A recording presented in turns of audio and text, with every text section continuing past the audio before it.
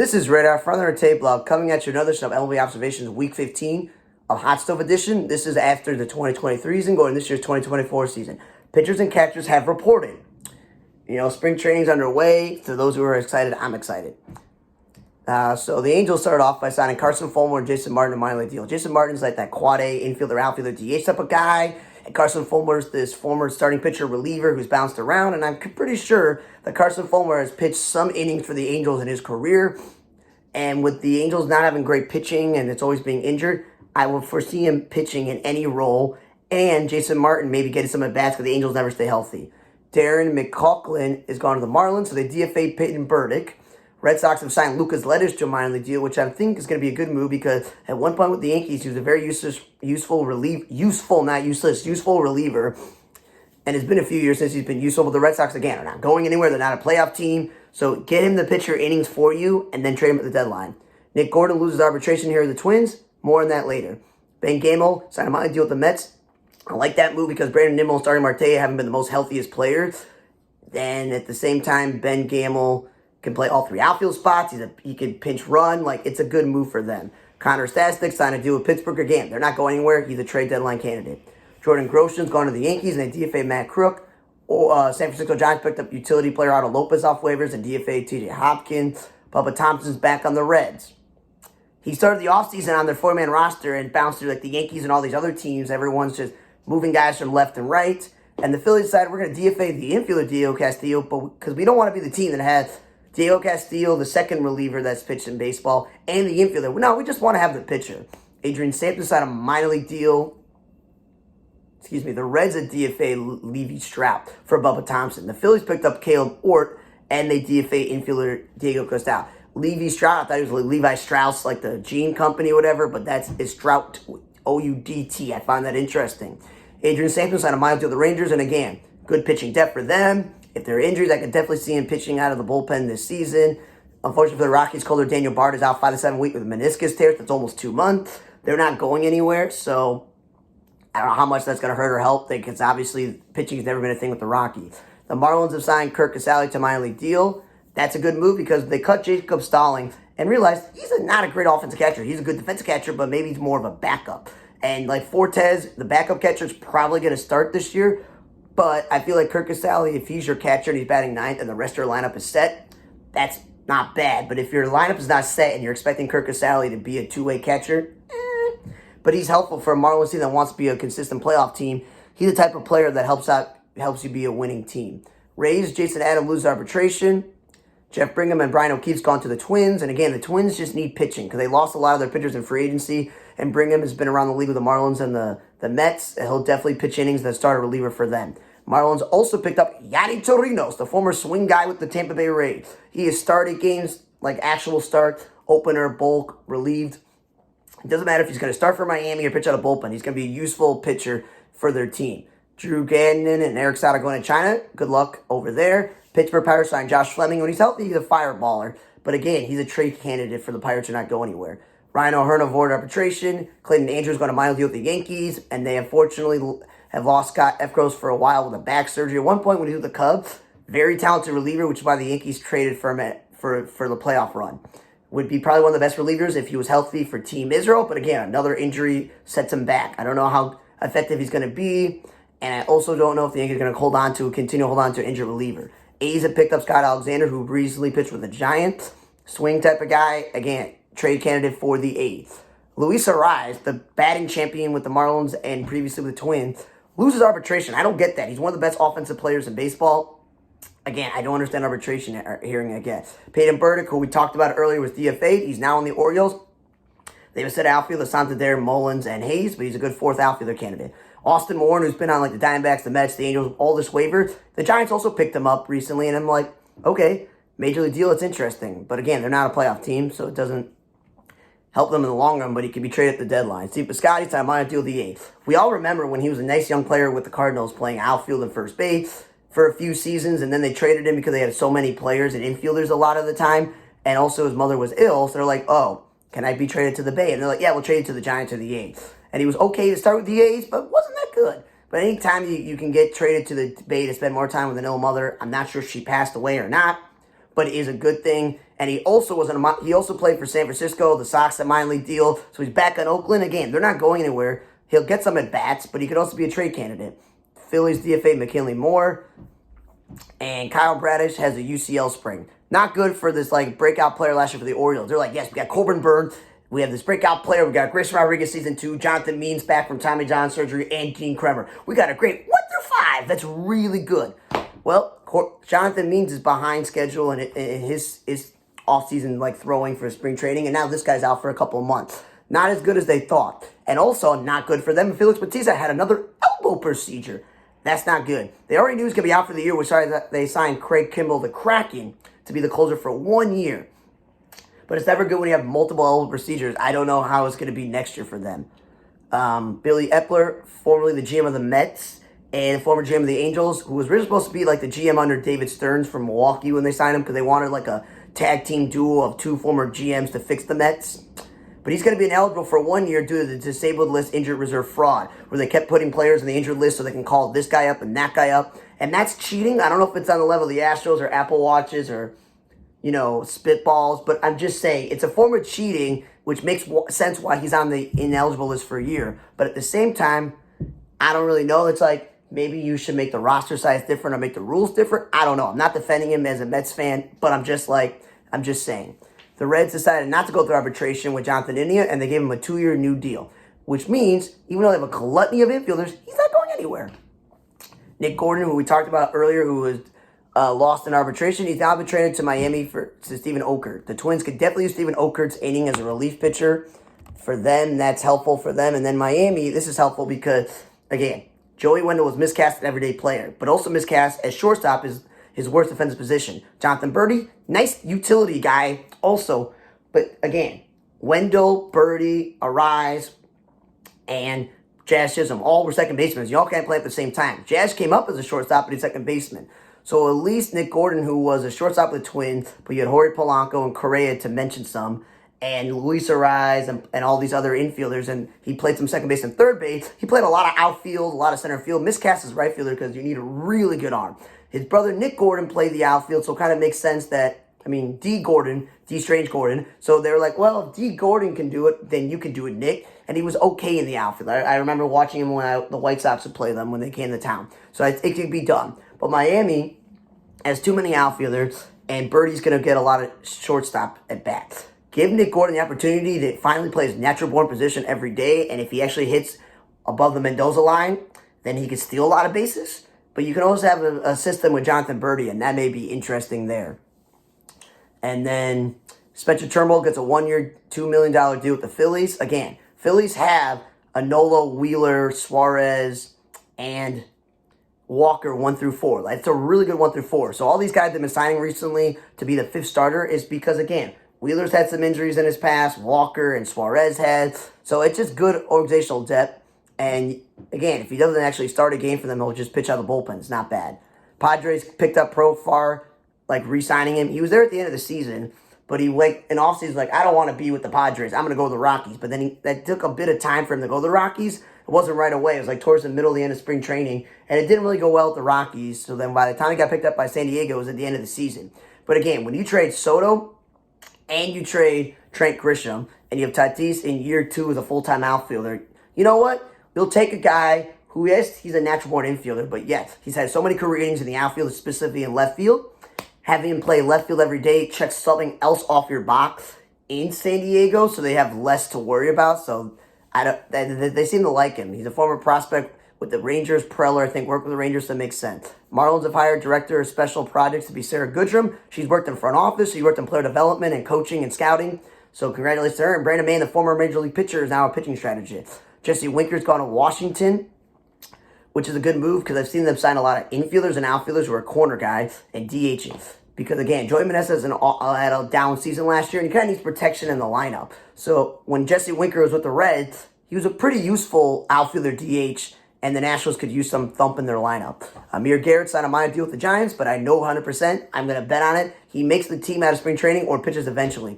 Because he's been too good of a relief pitcher with Kansas City and originally with the Reds that if the Giants are not a playoff team, he has to be traded at some point. Jorge Soler, though, gets $42 million to play outfield and DH. So they did trade Mitch Haniger. But you have Michael Conforto, Yastrzemski, and this foreign import in center field as one of your prize assets. You didn't get Ohtani this year. You didn't get Judge before. But again, Jorge Soler could be a 40 to 50 home run guy like Ryan Howard, in my opinion, if you bat him 3 through 5 in the lineup, and you have competent players around him. I said like Conforto and Wilmer Flores and J.D. Davis. Like, you have guys around him in the lineup, so he's not just all by himself. And if he's not batting 1 or 2 stupid like he was in Miami, guess what? I feel like he could get a 100 RBI season, because if Schwarber's batting leadoff and he can get a 100 RBI season, I feel like Soler could do the same thing. Just don't play him in the outfield. Your outfield defense is going to be fine with your prize outfielder center field possession, prize offseason acquisition. Conforto playing right field and Yaz playing left field. That's not bad. That's a very good idea there.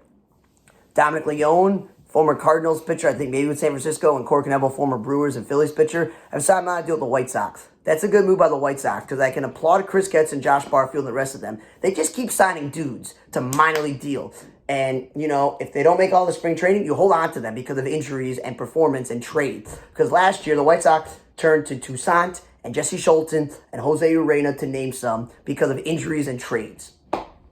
Like, that's not what the game plan should be. The game plan should be like, man, Corey Knebel used to be an all-star, and Jesse Chavez is a useful player, and blah, blah, blah, blah, blah, that instead of spending a lot of money on Joe Kelly and Kendall Graveman and other relief pitchers in the past, you just spend barely any money like a Rays and a lot of teams do, and you get the most out of the guy, and you flip him at the deadline. The Rays actually kind of use them. But again, Corey Knebel and Dominic Leone have had some success in the Major League.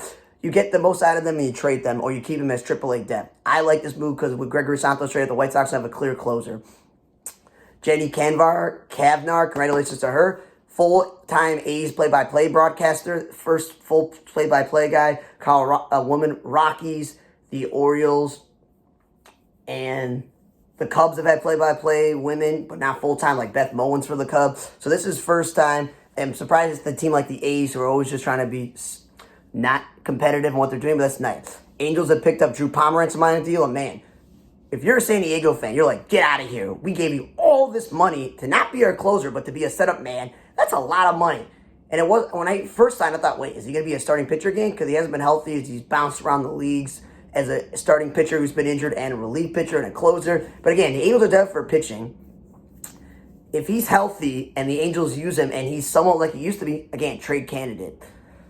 Tigers announced that Craig Monroe, Kirk Gibson, Dan Petrie, Todd Jones, Carlos Pena are going to be working as analysts for radio, TV, and the studio for the Tigers with Jason Benetti. So, glad Kirk Gibson's doing well healthy-wise. Craig Monroe, former Tigers player that I remember, and Dan Petrie, who's got his baseball card. And Todd Jones, one of the best closers not to be a Hall of Fame level. He's an all-star closer, and Carlos Pena working at MLB Network.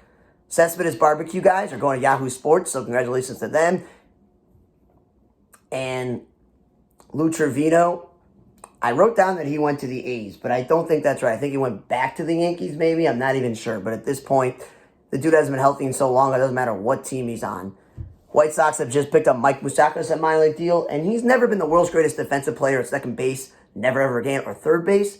But Yoel Moncada, the White Sox, never stays healthy. And the Sox simply traded Jake Berger. So, again, if he goes down with an injury, I can see Moustakas playing third base because the Sox are pretty good at DH first base between Sheets, Vaughn, and Eloy.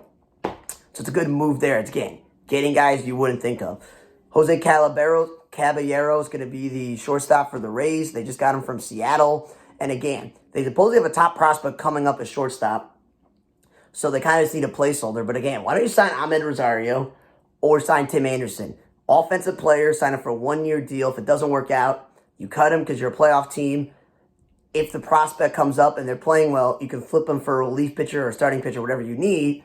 And with Ahmed Rosario, he's played a lot of second base also in his career. And I think they even tried a failed experiment in center field. Rob Manfred has announced that after this term is over as commissioner before 2030, he is no longer going to be the commissioner. And I'm like, it's kind of a interesting legacy taking over after Bud Selig, but when it's officially over, we'll look back at it. Jacob Barnes on minor deal with the Nationals, and the Rays won arbitration over Harold Ramirez. Eduardo Esparza on a minor deal with the Jays, and again, they got IKF and Justin Turner, who are going to get back to third base. But you're looking at Eduardo Esparza, a former natural-born shortstop who's played all four infield spots. That's going to be useful having him and IKF on the team, if he makes the team.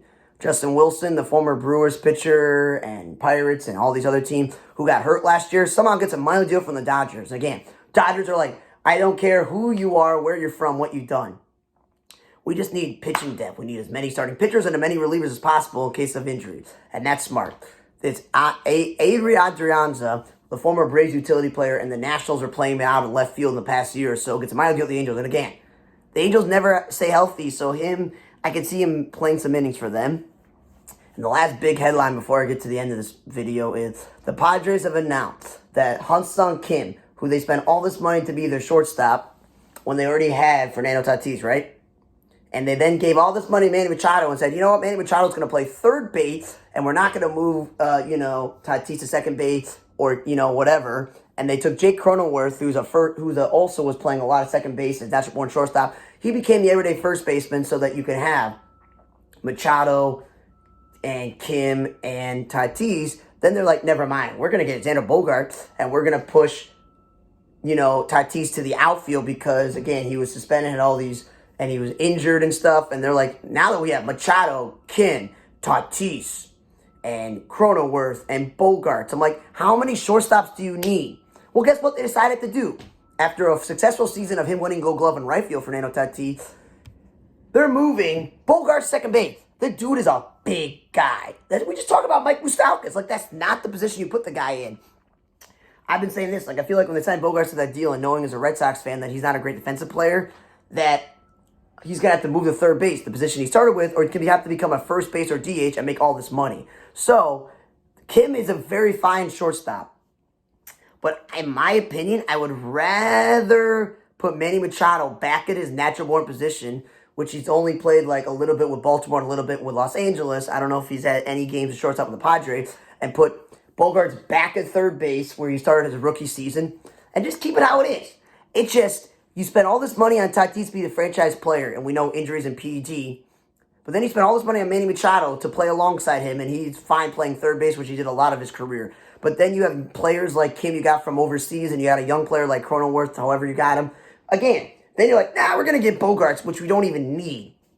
It sounds like a lot of Los Angeles Angels moves. So I think that's stupid that Bogaerts going to play second base. He is not going to have a good season because he's going to make so many bad plays second base. It's going to come affect him when he's up to bat. That's all I'm saying. Like, that makes no sense. No sense whatsoever. I'm being honest with you. Now let's end this with some bad baseball news. Rest in peace to Brent Aliyah. His passed away at 83. The former outfielder for Washington Senators, Twins, Cardinals, and A's had a lifetime 247 average, 38 home runs, 148 RBI. He became the ninth player to hit home run on his first MLB pitch. He, after his playing career, he apparently oversaw the craps table at a resort in Atlantic City. So, interesting end to his career and his life. Rest in peace. Rest in peace to Jim Hannon, the former pitcher, passed away at 84 with a 41-48 lifetime record, 3 ERA, and 430 strikeouts. Pitched for the Senators, Tigers, and Brewers. He co-founded the MLB Players Alumni Association, where he served as president from 82 to 86. He's also the board of directors for the MLB AAA from 96 to 2004. So at least he contributed something to Major League Baseball because he didn't have the best career.